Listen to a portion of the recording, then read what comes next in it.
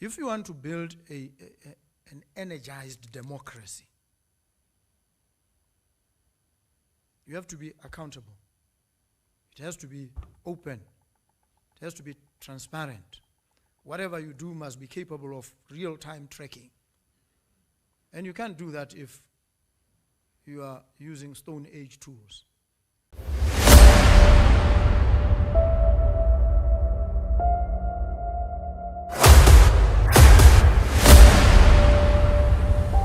This is the journey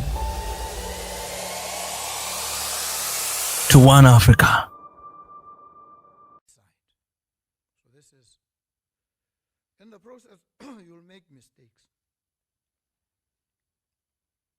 You will, no doubt. We all do. And when you make a mistake and it comes to me, I look at the mistake and I ask myself, what motivated this decision? What was the intent? And if there was no malice, there was no ill will, you thought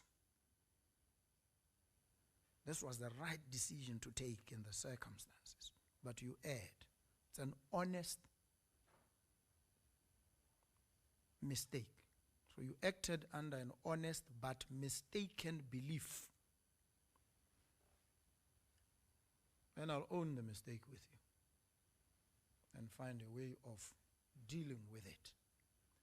But if it turns out that you were actuated by malice, then it is indefensible, completely unjustifiable.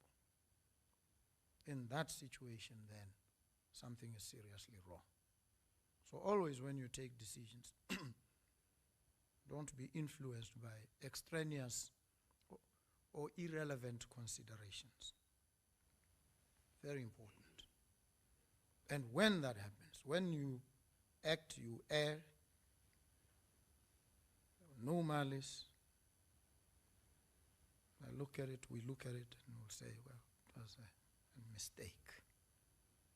We explain it. Sometimes we come out publicly and say, we made a mistake. People will be angry, they'll criticize, but we own up. That's what we do. We account. And so it is critical for us to understand these basics together. This vision that I bring, of which I am but a custodian, I've said, is not self-executing. It requires agency, human and institutional agency.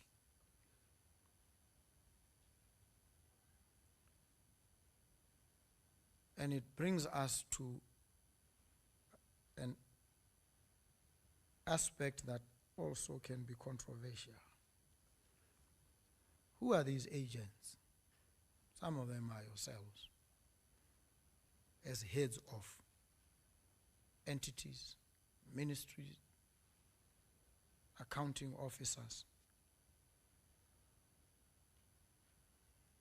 First question is, are we properly suited to the demands of the positions that we occupy? And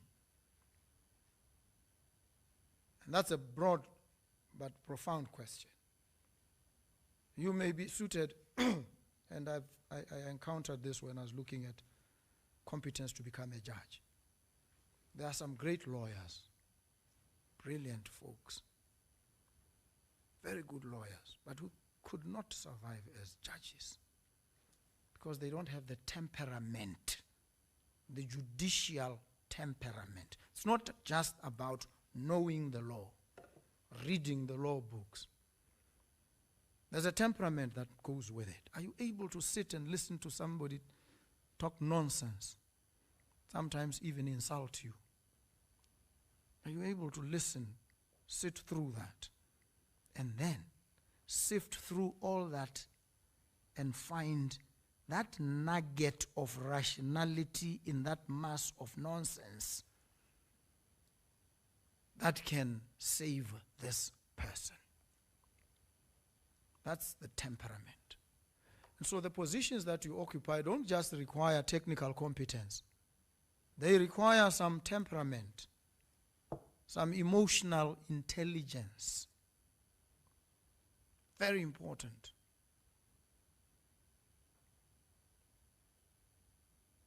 And sometimes we lack this or we fall short. And when we do, we need to be conscious and raise ourselves to the required levels. So the temperament is critical as well.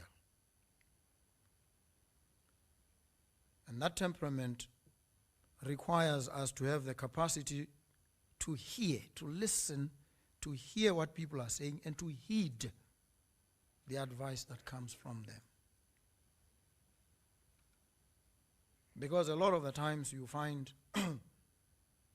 accounting officers display the temperament of evading and avoiding. Sometimes you face up to issues and you become very honest. And sometimes when you appear before these folks, you must tell them, this is not my remit. Mine ends here. I don't take policy decisions, I implement. I don't pass judgment. I execute what I have to execute. And so if you are asking me questions that require some judgment call, please go and ask the relevant people, not me. I'm here to account for the figures that you see in front of you. Whether people had to travel or not, somebody takes that decision. It's not my call. They traveled. This is the amount. You will make up your own minds about whether that was justified or not. Here, my job is to tell you and speak to these figures and these events. Their justification, go and engage elsewhere. It's a very fair response. Don't get carried away. Don't get intimidated. Simply account. And you do that by tracing everything back to the source of the authority and whether that authority has been exercised properly or at all by yourself and your charges. Questions of a policy nature, high policy. High policy, actually by law, high policy, there's a legal authority from this jurisdiction. High policy is for the president. Matters of high policy are for one person and one office only, and that is the president. And that's the law. So any person who wants to venture into that space must then engage with the occupant of that office at any given time. It's not your business. So you can't be crucified for it. So you must be able to understand what it is that you can account for and what it is that falls outside the scope of your authority, and you must state upfront, this is not for me. I'm afraid, go elsewhere. It's a fair answer. And so I see many getting bogged down on issues and venturing opinions. Now, you're not there to give an opinion. In court, opinion evidence is also very limited. People who can give opinions, first you justify why you must give the opinion at all. What qualifies you? You say, I'm an expert. We test you then. Why do you think you're an expert? It's not everybody who claims expertise who's an expert. So sometimes you get yourself into unnecessary trouble by straying into territory that does not belong to you. Because some excitable inquisitor is trying to engage you and sidetrack you. Stay on course, stay on quest. That's what you do.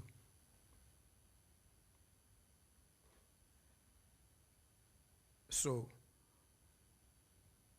we have these challenges. An economy that is not performing. A country that is tottering on the brink of collapse.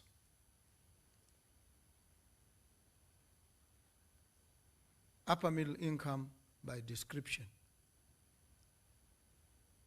has the advantage of stability and predictability and all these. Yet it is not performing well. Why? On many indicators, this country has some of the most educated people, trained at great expense by the people out there who are catching hell on the downside of society. They look to you. They trained you. They sacrificed for your education. You went to some of the best schools. You acquired the best qualifications. You owe them a debt. What are you doing for these people? When you sit in your office, and do you think about them? Creatures of flesh and blood catching hell at the margins of this economy. What do you think? What do you say about them? Every day, every minute of the day, what is it that you do that improves their lot? That's the question that should engage all of us. Educated people like yourselves, population of about 2.4 million, endowed with so much wealth. If the economy is not performing, it means the intelligentsia of the country has failed, and has failed miserably. We all must admit to this collective failure, in my humble view. We have failed. This country shouldn't be where it is. This country shouldn't be in debt. There's no way. It is unjustifiable. I cannot, by the life in me, understand why we are where we are. I cannot. I refuse to embrace this unpleasant reality. I refuse. I am a persistent objector to this conventional and mundane existence. And so if we accept that we have failed this country, all of us, because we thought that diamonds are coming, they will keep, the revenue from the diamonds will keep coming. And whatever else, it's always going to flow. Over the years, if you've been there for a long time, you must hold yourself guilty. It's a mea culpa. Because it means you have been complicit in the failure. You've contributed immensely. And that's why perhaps people are saying you should be fired. Because they are saying, we shouldn't be here. We have educated people. They have been there. What have they done? No, we've managed the little that was coming. That's failure. How do we, if we conceptualized this country as a company, it would now be a company that is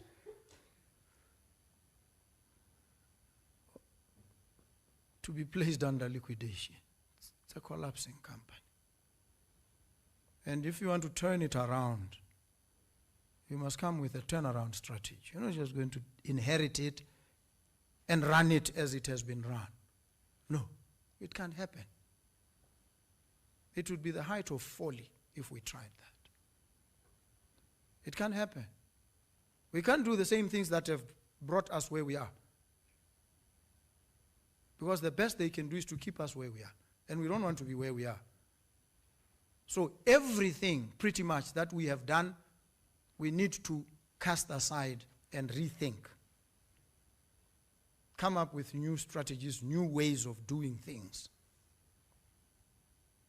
We must be born again. We must die as who we were yesterday and before. To be reborn, a different breed and species that now carries the agency of taking this country higher. So all the conventional theories you've read from books, neoliberal economics, reject that nonsense. It doesn't work. It hasn't worked. Forget it. I assert this and I assert it intransigently. But it doesn't work. The Washington consensus is absolute nonsense. Don't come to me and tell me government must not get involved in the arena of production. No. I don't care from what school of economics you get it from, Chicago school, whatever. No, it's absolute nonsense. It doesn't work. And it will not work here. So let's try something we may even not know. Because the knowledge economy is an experimental economy, given to vigorous adjacent experimentation. Otherwise, let's cut our losses and just disband. We can't. We can't sit here and spew out the same theories that have failed. We've got to be radical and transformative in how we approach our situation. So we've got to build wealth, not for now, but also for generations that are coming. We have failed. These diamonds, the diamond boom of the 80s, should have created for us a buffer, impregnable. They didn't. That diamond boom came and went. Now we are in a diamond slump. We are down in the gutter. What do we do? These are the challenges that we face. We have to engage around these issues.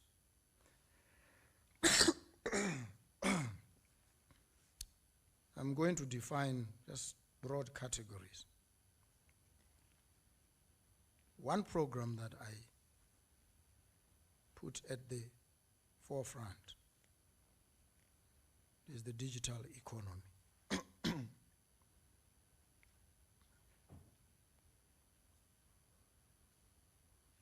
Rapid digitalization of our economy. It's inescapable. Should have happened way back. It hasn't, it has to happen. Tax collection, issuance of driver's licenses, issuance of passports, national ID cards, every aspect of this economy must be digitalized. It's critical, vast, and others in that space. You carry a heavy burden and responsibility.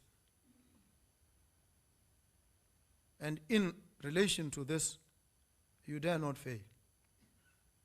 We as a country dare not fail, because it will sink us, it will sink this country. If you want to build an energized democracy, you have to be accountable.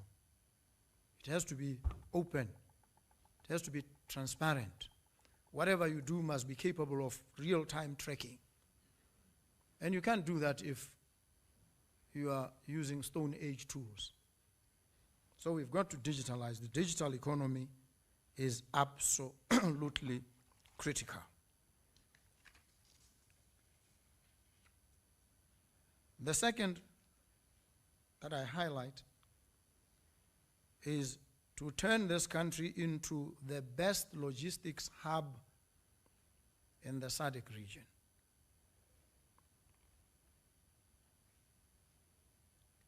Surface transportation, roads, rail, infrastructure that is climate resilient, not just any, climate resilient infrastructure. We were exposed very badly by the recent floods. Now we know. When we build, we are not just building. We must anticipate the vagaries of nature as well. And they exposed us badly recently. Huge loss. We need to build climate resilient infrastructure. Rail, very critical. And when we say road transportation, we're not theorizing. There's the A1 here. It's a huge and powerful artery that dissects the country. We're not going to just rely on the bequest by Cecil John Rhodes. That's the rail line that we boast of, built so many hundreds of years ago. No. We have to build new rail tracks so that we're able to transport stuff from pit to port. We need to do this. We have no choice. World-class infrastructure. The third program is to raise agriculture's contribution to the GDP. BMC, BAMP, raise production levels, calving rates, the works, everything is called into question. Horticulture space,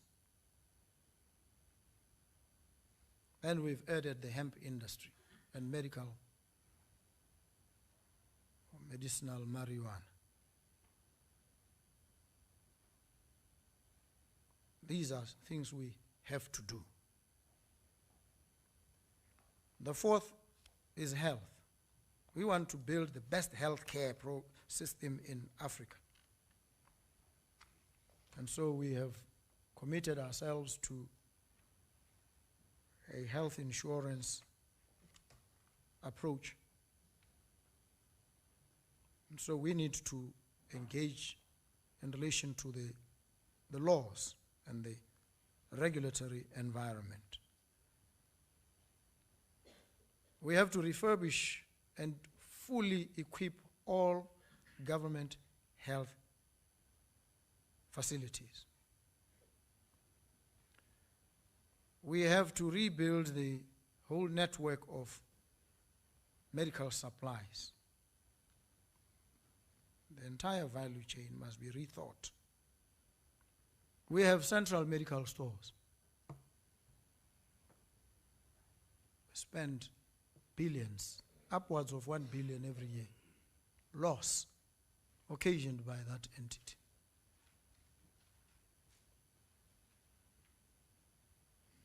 You know, in a book written by Friedrich Engels called Critical Criticism,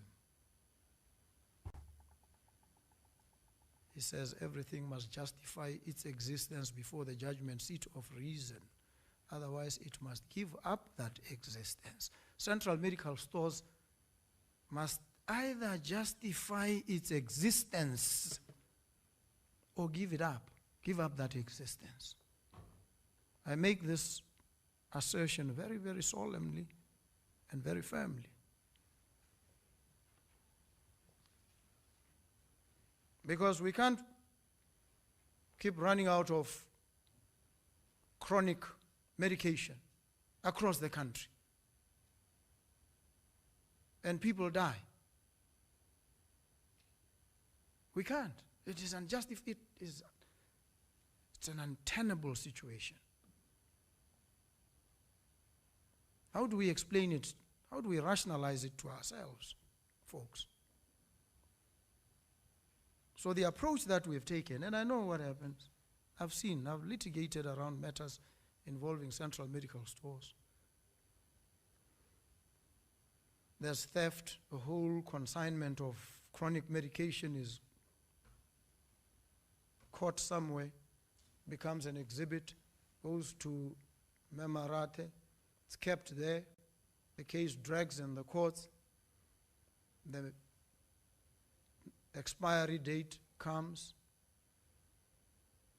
and goes, and it's a huge loss. Central medical stores. And what have I heard? Nothing creative, nothing new, same old. Oh, CMS, let's fund it. It doesn't work. It shouldn't work like that. It is completely unreasonable. So we're going to have to rethink very quickly. Some of these things are not going to allow us to theorize and hold workshops. We're going to have to hit it on the trot. It's important for us to appreciate this. We will make mistakes in the process, but I'd rather make those mistakes. Somebody was asking me when I was mooting a certain decision, says, but we'll get sued. I said, yeah, let us get sued. I'd rather fight this case in court and in the meantime have people's lives saved than sacrifice their lives in order to appease whoever it is. I'll rather fight it in the courts. Not afraid of getting sued. I've sued and been sued myself, so what is the problem? What we've said we will not do is to litigate unreasonably. But we are not going to get freaked out at the threat of a case in court. No. We have to do what is right for the people and for the country. I was just using Central Medical Stores as an illustration. The second program that I flag is the education system, a transformation. Almost a complete overhaul.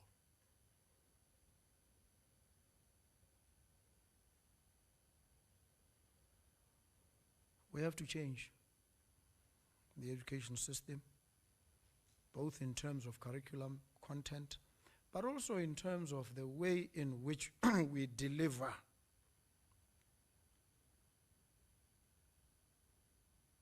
learning.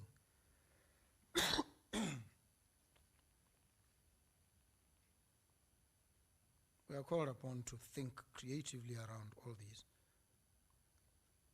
and improve the skills of teachers.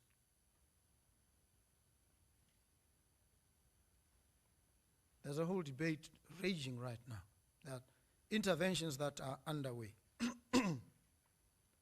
but all these must operate on the back of the digital economy. Otherwise, we will fail. The next project, the sixth, is these 100,000 houses that we have to build.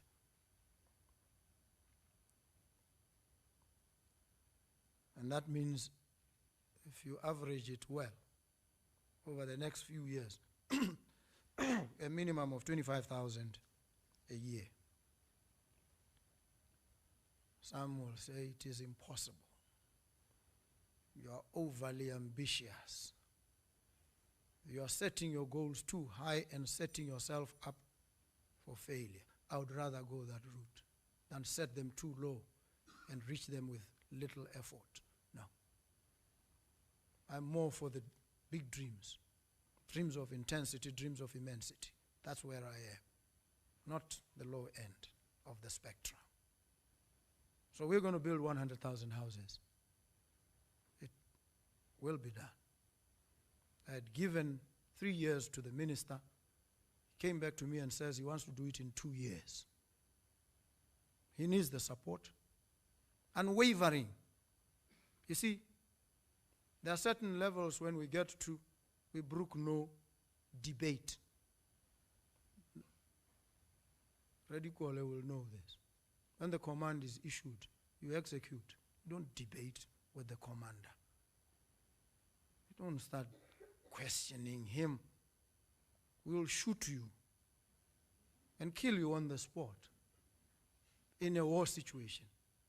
We're in a crisis situation here. We're not going to start theorizing and debating niceties. No. We have to execute on the trot. So these 100,000 houses shall be built.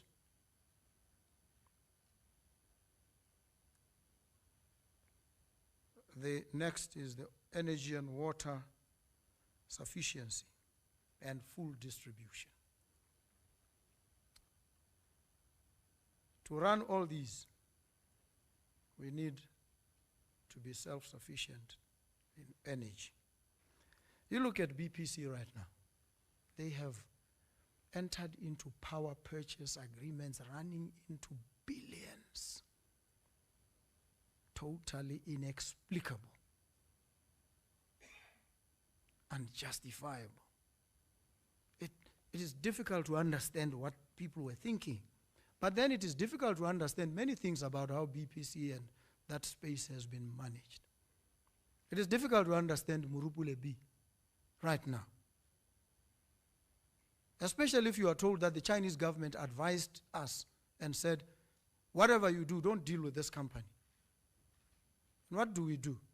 Typical us. We do exactly that which we are being advised not to do.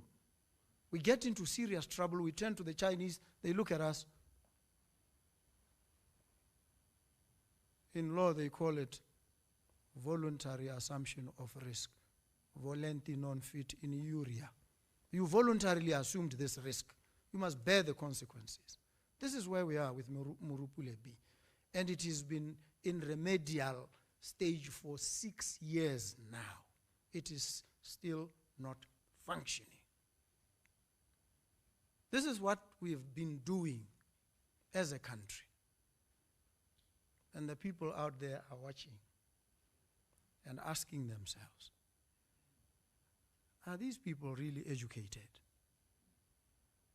And that's why they have no respect for education. Because they see what we do, educated people, and they think, I can reason better. So they despise us. And they are justified in despising us, at least on the actions that we've taken so far. This is the challenge. So we need to address water. We need to address power. And when we digitalize and we start building data centers, sovereign clouds, and what have you, hyperscalers, we are going to have power. Actually, when you build a data center, it requires at least 2 levels of backup. If this one fails, this one must kick in. If there's a problem here, the other one must kick in. It's not what we've always thought. So we are called upon to think differently. The 8th, the sports and creative industry. We need to rekindle, to reawaken sports and recreation. The 9th, mining, diversification. And in mining, we have taken an approach effectively of outsourcing certain functions and operations. We issue licenses willy-nilly to people who keep them. 3 years, they do nothing. They come back, they renew. They go on, and I know what some of them are doing. They're looking for money, which they can't find, to do the prospecting, to then bring it to bankable feasibility if that is possible, and then ultimately do the mining. In that period, we are in total ignorance. We don't know what we have, what amounts of it. We can't monetize that, and we are poor. And yet we are sitting on trillions of dollars of mineral wealth. So we've taken approaches that have also compromised us as a country and as leaders. So we've asked for a consolidation, proper accounting for every prospecting license, so that we accelerate the move from exploration to mining, if that is possible. Otherwise, these licenses must be returned. And then the special economic zones. One investor came, engaged with no, that was BITC or CESA, said, I want to set up. They say, well, you must go to SIPA, incorporate your company, and then come to us. He says, no. You said you were a one-stop shop. What are you talking about? Now you are referring me elsewhere. I thought I come here and everything happens here. And you realize that there's a misalignment.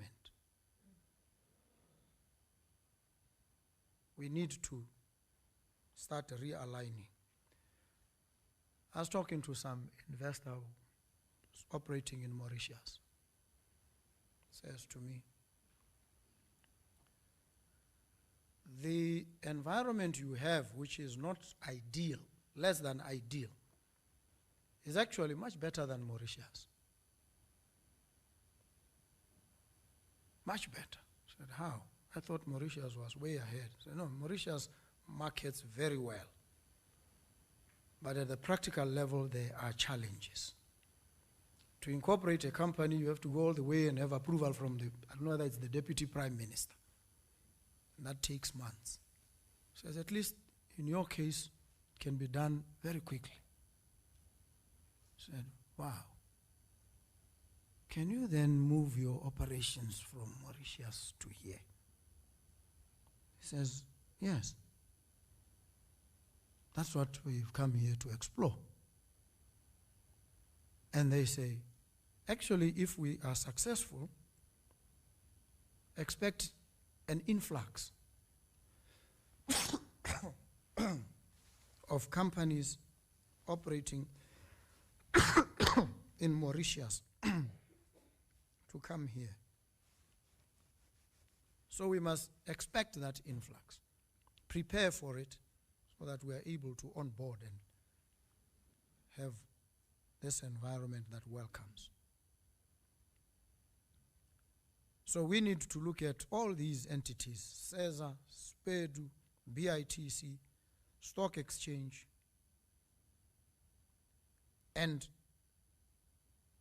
establish a national value proposition so that we ensure immediate offtake of investments. So we're going to have to establish collaborations. Right now you hear diamonds are not being sold. What do you mean diamonds are not being sold? What is the story? Are there no interested buyers? There are. I asked ODC, called them in the middle of the night because I was angry. Said, I want you here now, 12, midnight. Then I calmed down and said, come at 10 tomorrow. And they came at 10. Came with a stack of slide presentations to give to me, whole bunch. So I ran through them quickly. I listened to the presentation. And I said to them, you see, between me and you, I have the advantage because I'm ignorant.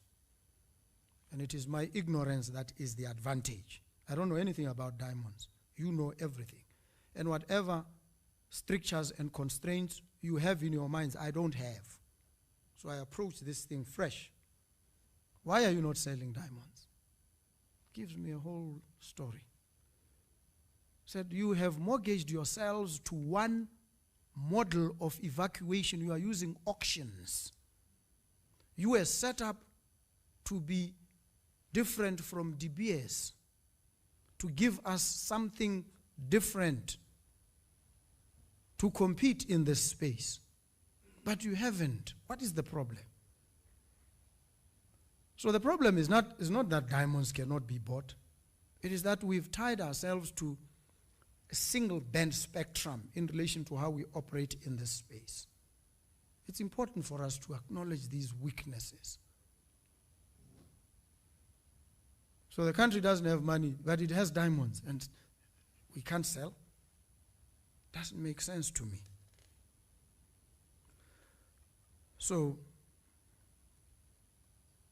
what does all this outline mean to you? Takes us to the problem always? Procurement. You want to construct a hospital. That's the project.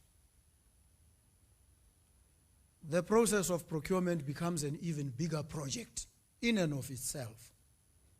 It will take you ages. I have 3 years, I said. I set this for myself, 3 years. I wanted to put myself under immense pressure so I don't sleep at night. Wake up and have nightmares about delivering within 3 years. And I'm not going to wait 5 years for a procurement process. No, I'm not going to do that. This must be understood. The ringtone is not even sexy, brother.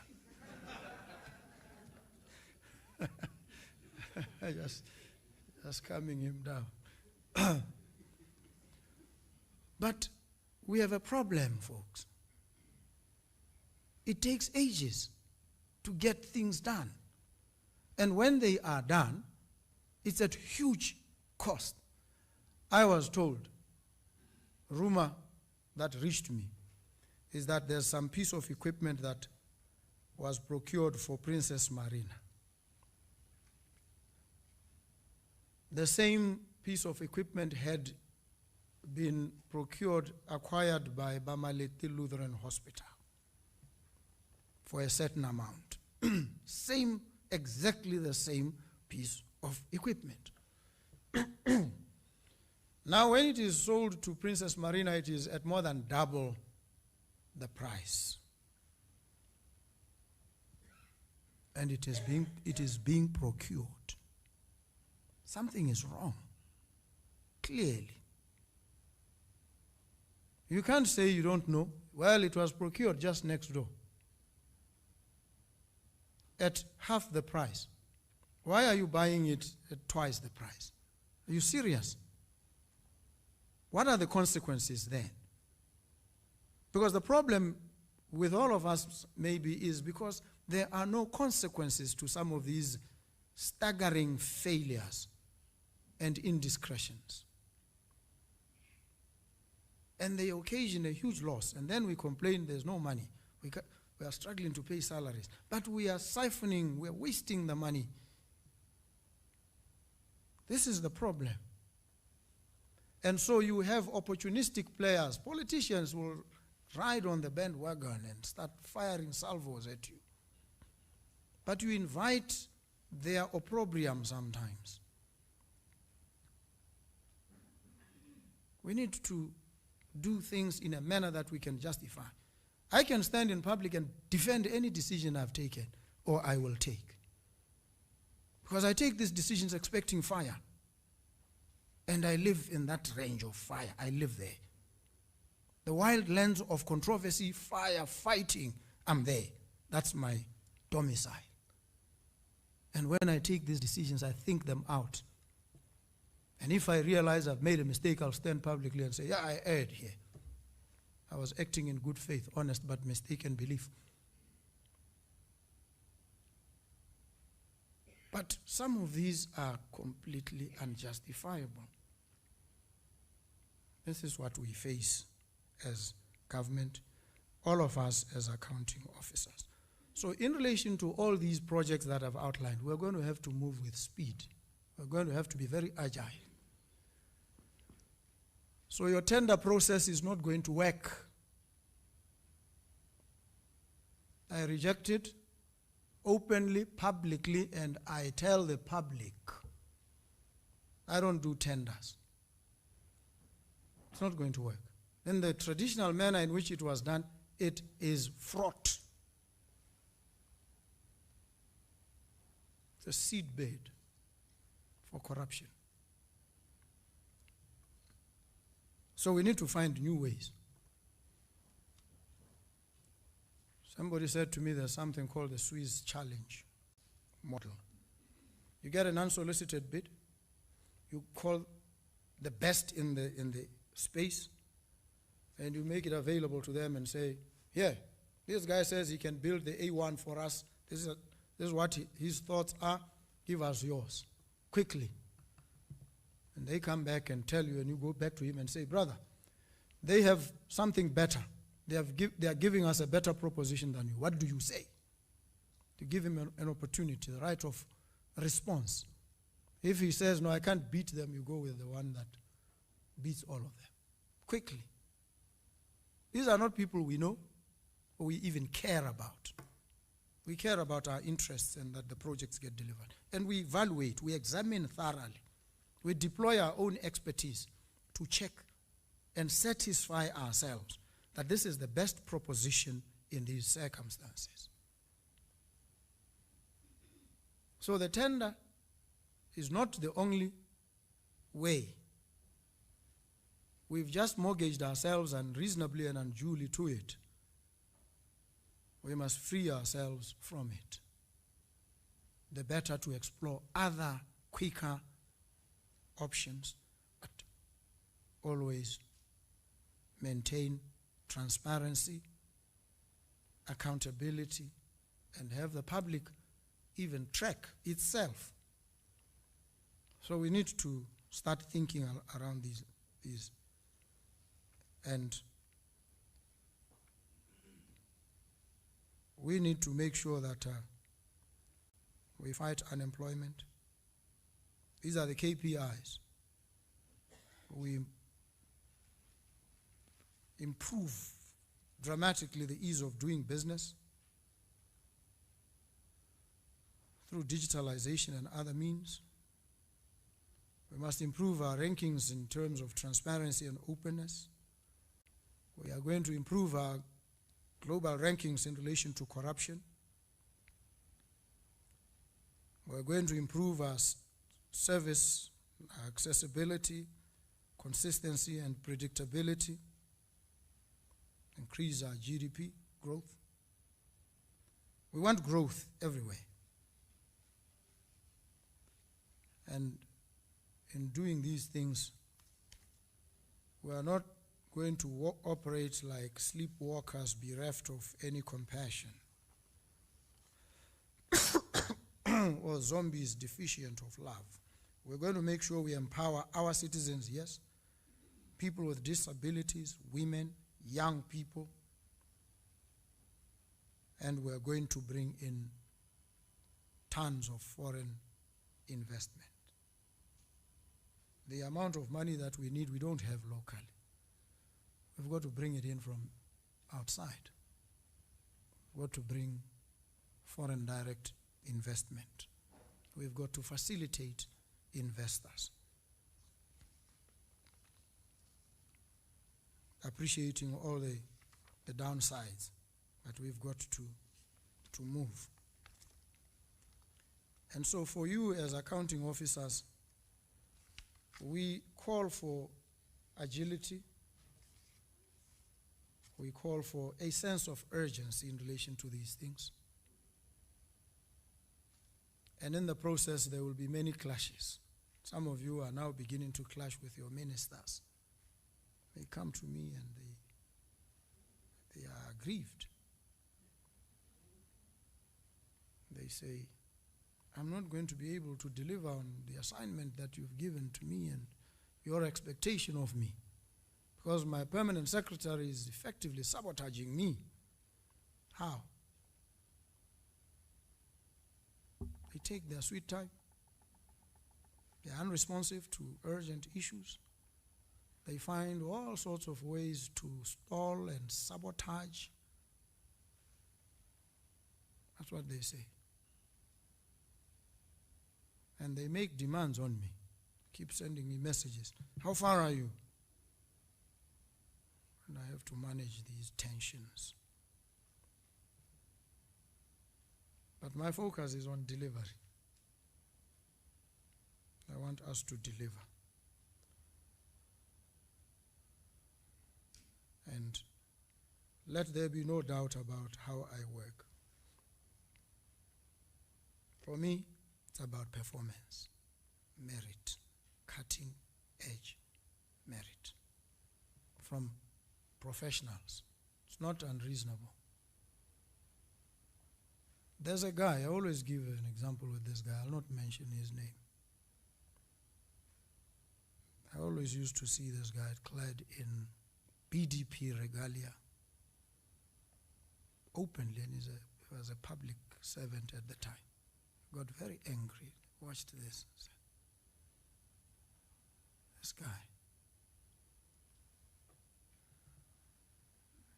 And I was not in any doubt that he would be the first candidate to be sacked. I was clear in my mind, because I had seen him. Then I came to occupy the position. Now is the time.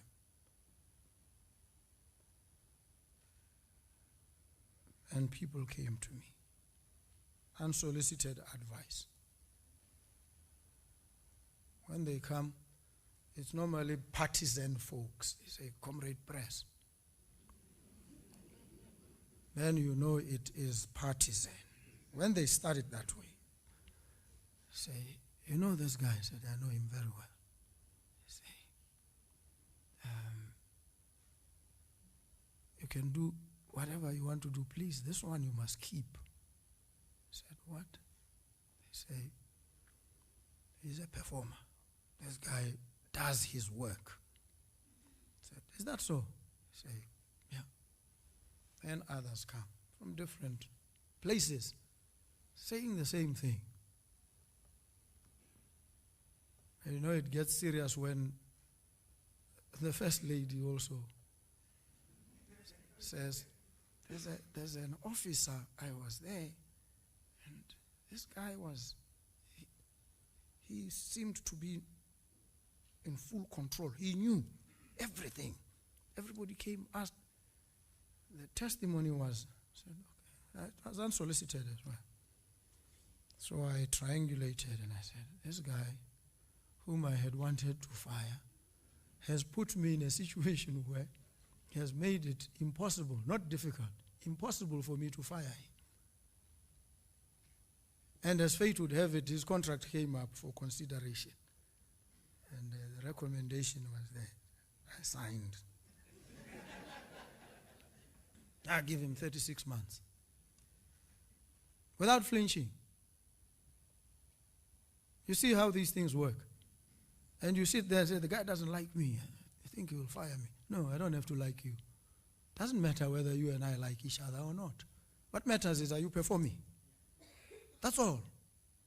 The liking doesn't factor in. You acquit yourself on your performance. That's all. That's what matters to me. Nothing else. And I assure you, here and now. So if you do your work, you perform, then I have no reason, no justification. I cannot in good conscience fire you. I can't. Or not renew your contract if it is up for renewal. I would never do such a thing. But it has to be on performance. That's all. And I know sometimes when it comes to performance, we are biased with the accounting officers. We are disrespectful to those that we supervise. We abuse them.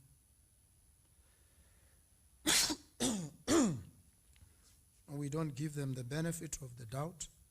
We don't allow them to think creatively, to critique and tell us where they think we are missing it. We are too sensitive. We are like hothouse plants. We wilt when we are exposed to the refreshing sun of healthy engagement. No. We must be fair. We must be honest.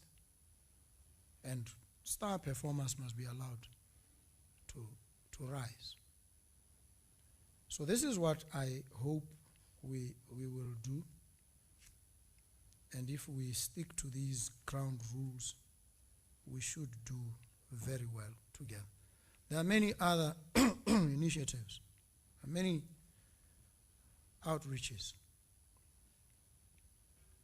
We go to places And these days, when I visit any country, I want to know what it is they can offer us immediately. That's the bias. What are you able to do? What can we do together we need money. What do you think you can? So it's very important that when we go, wherever we go, we understand what the deliverables are. And they must sound in some amount of money. We need to be able to measure. I'm trying to raise $600 million by the end of this year. However it is raised, get out there and talk to people and say, can you give a grant? Can you do this? Can you do that? So that we accelerate. And I see how we operate. When a minister travels, he travels or she travels with a whole battalion of people. And let me tell you this about myself. And I saw this when I was a member of parliament. You get a whole liver arch file of documents, properly annotated. Everything is explained. Pickup time is this. You're going to be picked up at this time. Then you go to the airport. Then you do. Then they say there's a briefing session. What?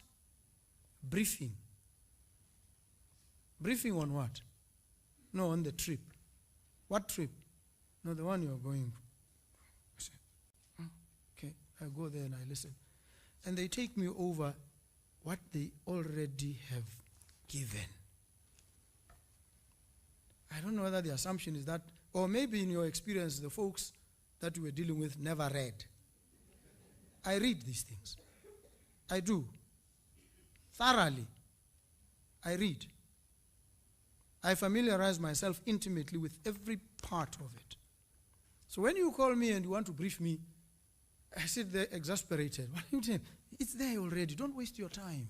Your own time. You should be using it to achieve outcomes. You are coming to brief me. When you have already briefed me in written form, meticulously at that.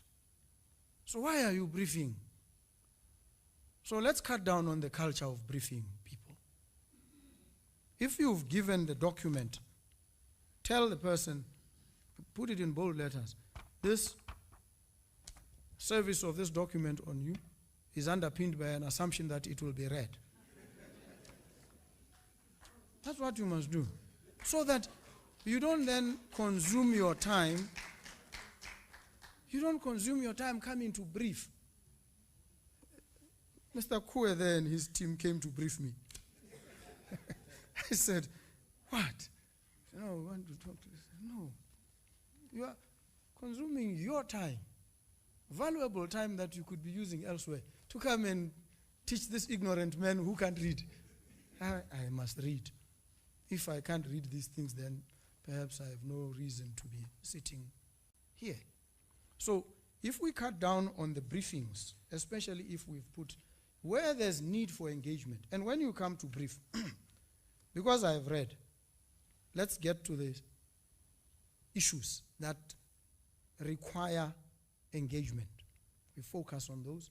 5 minutes, 10 minutes, you are off. Rather than spend the whole day with you taking me through stuff that you've presented to me anyway. That's the first one. The second is the number of people that travel. You have given me the documentation. I'm fine. I'll find my way. I don't need 20 people chaperoning me. No. The only part that I cannot cut down on is the security. When I tried, they pushed back and told me, this one is not your terrain. Sir, it is our job to protect you. Maybe they think I must be protected even from myself. So they say, no, this one, if anything happens to you, we will lose our jobs. And I backed off. But aside from them, others, let's be very clear and cut down. I don't have a problem traveling with one person or just alone. I don't have a problem with that, by the way. I'll find my way. But when you have a whole battalion of people traveling all the time, and then decisions can be taken because the permanent secretary is away. What is the permanent secretary doing? They're chaperoning the minister. And the minister is so daft, can't find, come on. If the minister runs into trouble, he can pause and call. What do we say about this one? But other than that, let's keep it tight, trim. So I think let's look at it at these things this way. I know it's unusual. I think, and some people feel disrespected when they don't have a whole entourage. All the time when I traveled, when I was a member of parliament, and I told the officers, please. They would even want to carry my bags. I said, no, I carry my own bags. And I used to carry Matsirelezo's bags as well in the process.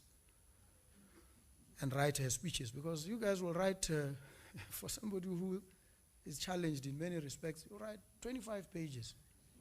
I would put it down to 2 pages, simplify it for her and say, Mati, take this. And she'll go there, she has 3 minutes to speak, she speaks, she comes back and says, "Ai, manake 2 seats at thought."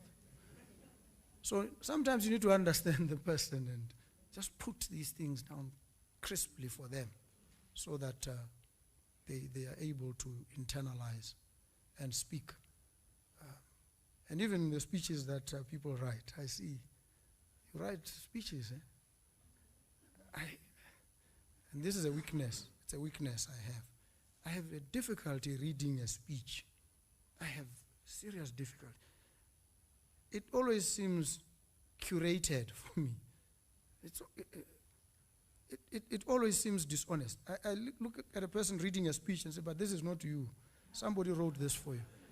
And just that creates a problem. So when I speak, I always want to be honest. I always speak from the heart. Because you come across as more genuine. You become vulnerable when you are there. When there's a mediating document that was not prepared by you, even the diction, it's not to you. There's a way in which I speak. You know, you've listened to me. So when it's not me, you will tell, this guy is fudging, reading somebody's stuff. So I want to speak my own thoughts, take whatever the issues are and communicate them as myself. So this is what we always must do as well, so that your work becomes easier. Your work does not involve spoon feeding and chaperoning. No, that's not your work. Your work is provide information, guide professionally. That's as far as it goes. Chaperoning, no. But where you feel somebody is challenged in a particular way, you might sit with them and say, we think this one you need to approach this way. But I think that's as far as it goes. So I'm happy to have engaged with you today.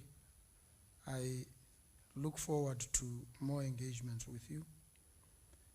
I expect that you will come under fire of the populist space out there. And on the floor of parliament, you will be attacked. And you should take it in your stride. Take it on the chin. But always defend your turf with facts, with reasoned submissions and respectful interventions, even in the face of disrespect. And those of you who went and were subjected to some inhospitable engagement, you held your ground, you kept your cool, I applaud you.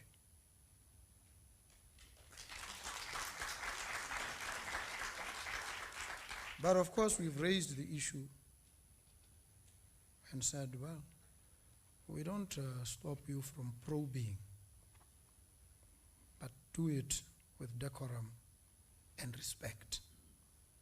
When you set out to humiliate, to embarrass a person publicly because you happen to have that opportunity at that time, it speaks not to the weaknesses of the person you are disparaging. It exposes your own frailties and insecurities. And so I hope that our leaders also internalize the humility to engage respectfully with yourselves. They must respect that you are professionals, you hold these positions. And even when they think things have been done wrongly, they must always keep it within the bounds of respect. And so I'm very happy. Thank you very much for this engagement. And I will now open it up for questions and answers and comments. Thank you.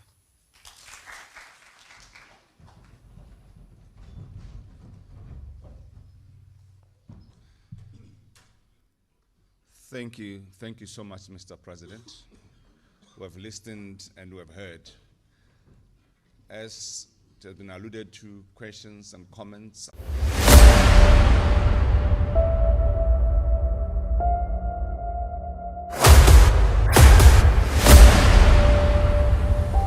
This is the journey to One Africa.